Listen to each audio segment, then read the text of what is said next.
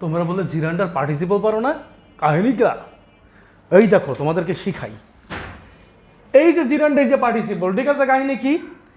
জিরান্ড হচ্ছে সবসময় অযৌক্তিক, আর পার্টিসিপল সবসময় হচ্ছে যৌক্তিক। যেমন তুমি যদি বলো এখানে রিডিং রুম, ধরো the room is reading, room কি কোনোদিন বই পড়ে?